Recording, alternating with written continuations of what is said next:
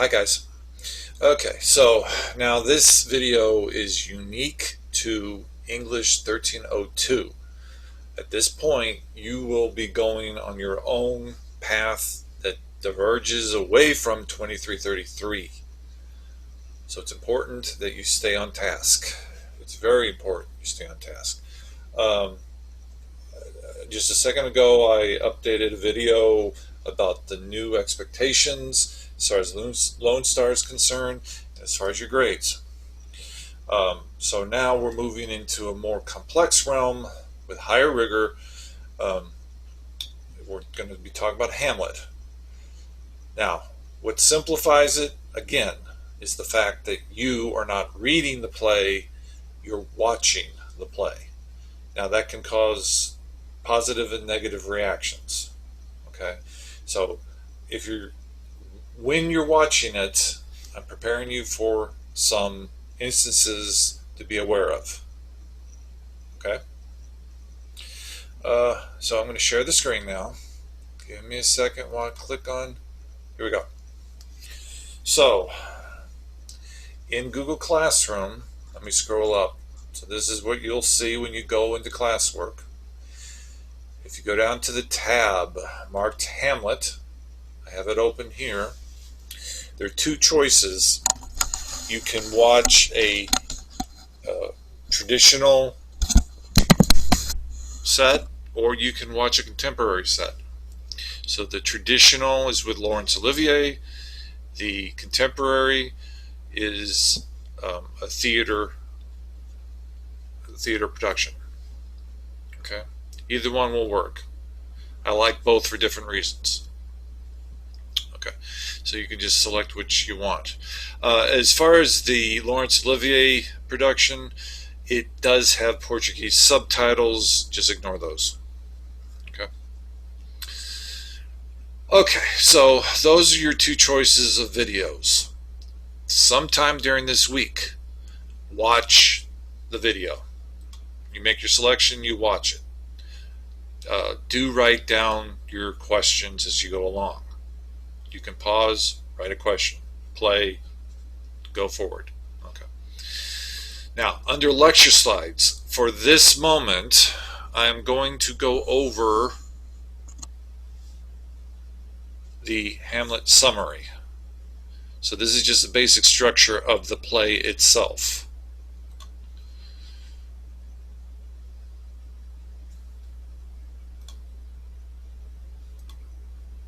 Uh-oh, something's wrong. Let me pause the video and see what's up.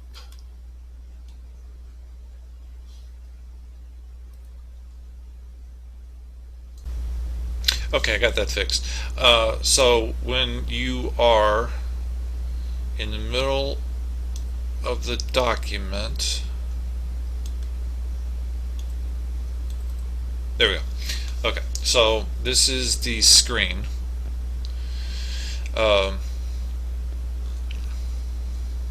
This is basically just a quick summary of the entire play.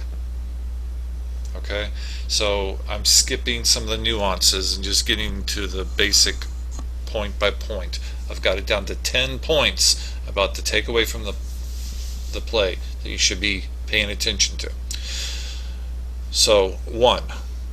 The elder King Hamlet, the father of the protagonist in this case. The King Hamlet has died. His brother Claudius has married the widow. Her name's Gertrude. That's Prince Hamlet's mother.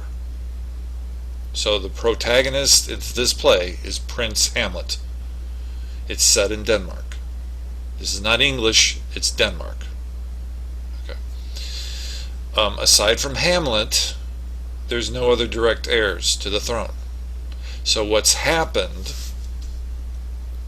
in a political action, because Claudius, the brother, marries the queen, Claudius does not have a direct heir off of his bloodline. Okay?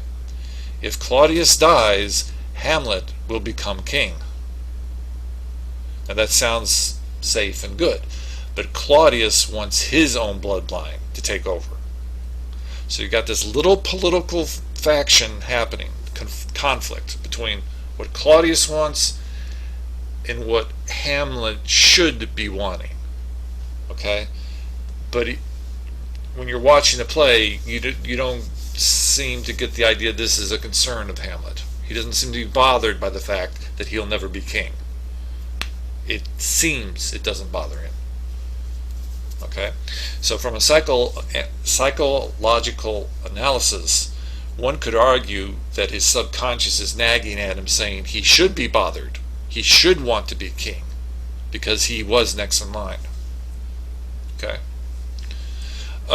So what's going to happen? You've got the opening. The ghost of King Hamlet is seen floating around the castle. Okay. And basically, other people have seen the ghost. They tell Hamlet, we've seen the ghost of your father. So Hamlet goes to investigate the problem. So this is yet another little twist in logic.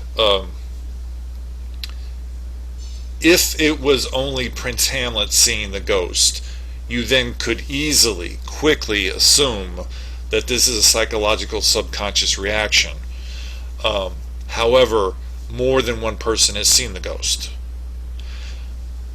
So, in that case, you've got an element of supernatural controlling the scene, not Hamlet's subconscious. And there's a whole realm of argument that can develop off of that little observation. Okay, so the ghost is revealing to Hamlet that he, the king, was murdered by Claudius. So that means the brother murdered him. Claudius murdered a king in order so that he could take over. So the ghost is telling Hamlet he wants revenge. Okay? So it's at this point, within the context of the play, Hamlet starts acting a little crazy. He doesn't know if he wants to take on the responsibility, is what it comes down to. He feels responsible for the act of revenge, but he doesn't want to act on it. He's feeling guilty for not acting on it. So as a result, he's acting a little crazy. Okay? So other characters are saying, well, maybe he's just doing this as acting out, because he's young. He's in his 20s-ish. Okay? And in a moment of desperation, depending on the director, you can say he's depressed, desperate, or it's just calculated anger, as I say here. He begins to question the point of human aspiration, human goals, human motivations. And he basically sums up, we're no better than animals. So humans, for the most part, are creatures of God, but in the end, we really are not better than animals. And Hamlet is resolving this point, this high-end, philosophical, moody, poetic thought. Okay? And as a result, he starts contemplating suicide. Now, very briefly, I don't want to belabor the point, but this is exactly, points 2 and 3 are the points that are brought up by Prufrock. Okay? Eliot and his construction of his poem, The Love Song of J.F. Prufrock, are picking up on these very same points from Hamlet. The only difference is Prufrock is whiny about the whole thing. Hamlet comes across as a tragic hero. He seems justified in his depressions and his motivations. And you start questioning, why is Hamlet allowed these, but Prufrock not? Okay, so hold that thought, table that thought, and save it for later. So Hamlet starts contemplating suicide. He's thinking about it. He's then going to break up with Ophelia. He's going to put her off. Okay, she's going to be confused because all along this time she thought their relationship was moving forward, and now he just cuts it cold. Okay. Okay, so 4, Hamlet wants to test out the truth. And this can get a little confusing if you let it, so just ride through the concept. Basically, Hamlet writes a play in order to see how Claudius and Gertrude, his mother, react to the plot of the play. So you're going to have a play within a play. Okay? Now, this interior play basically is setting up the scene of how Hamlet's father died. Okay? And Claudius and Gertrude watch the play, and of course they're overreacting. They get upset by this.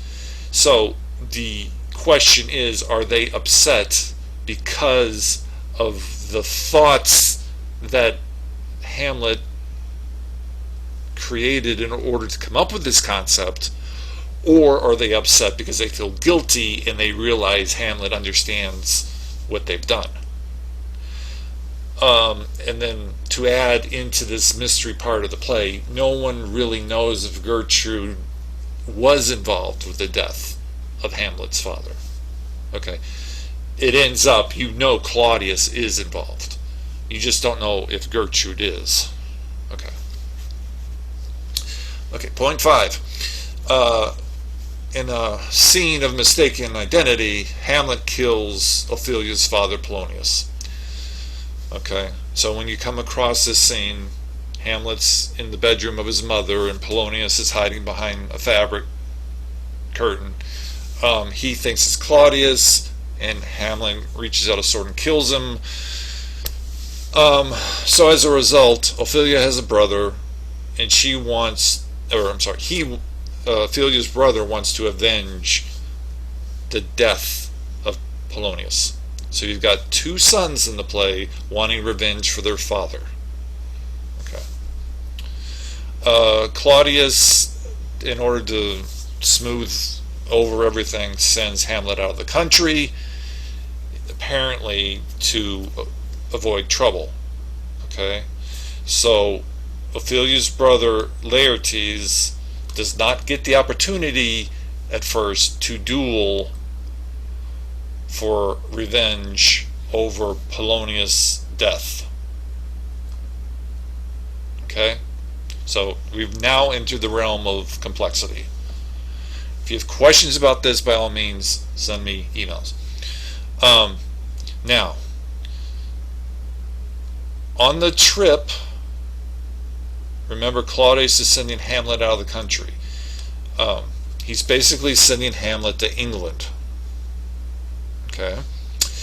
With Hamlet, Claudius has written a letter stating that the King of England needs to execute Hamlet. So now you see Claudius is guilty. Claudius is trying to get rid of Hamlet. Okay.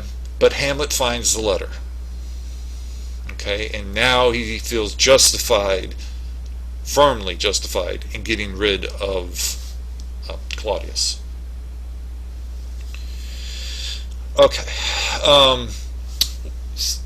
Now, in the meanwhile, Hamlet's on a ship heading towards England. Ophelia, back in Denmark, is shown growing a little crazy. She's becoming erratic. She's becoming a little unhinged. Okay, apparently it's either because her father has been killed by Hamlet or because Hamlet's rejected her, or a combination of both. Okay, there's a lot of ways you can play that out by a director. Ultimately, she's going to drown. You don't know if she does it as an act of suicide or if she does it as an act of irrational behavior, by accident, in other words. Okay, so it's either intentional or not.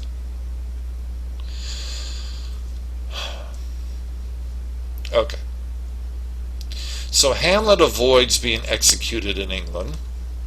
He jumps ship, basically, returns to Denmark, and you have the famous graveyard scene where the graveyard keepers, the diggers, the grave diggers, are digging a new grave for Ophelia.